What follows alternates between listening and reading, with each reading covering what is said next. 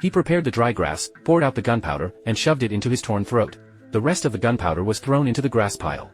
Striking a flint, he ignited the grass, attempting to cauterize the wound with the burning powder. How did he end up like this? To understand, we have to go back to the beginning. Glass was a hunter.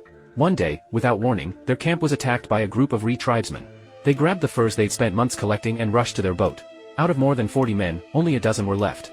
They followed the river downstream, but Glass knew survival meant leaving the boat. He understood the terrain, and he was familiar with the Ree's movements. So they abandoned the boat, carrying their furs ashore.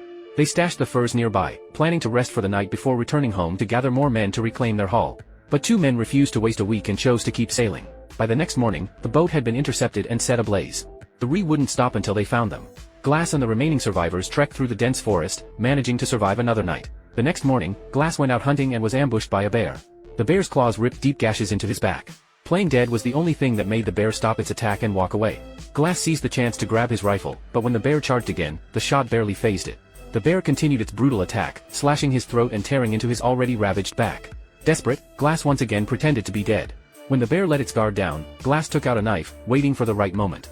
As the bear attacked again, he struck, finally killing the beast before tumbling into a ravine.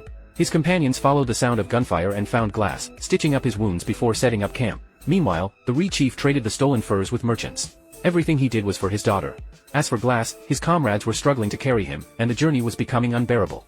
At the base of a mountain, the captain made the call to leave Glass behind, assigning 3 men to stay and take care of him. The rest of the group continued onward. But Fitzgerald, one of the men left behind, wanted to end Glass's suffering quickly. Glass's son arrived just in time to stop Fitzgerald. He screamed for help, calling out for Bridger, but Bridger was down by the river. To shut him up, Fitzgerald coldly murdered Glass's son. Glass could only watch in horror as Fitzgerald dragged his son's lifeless body away.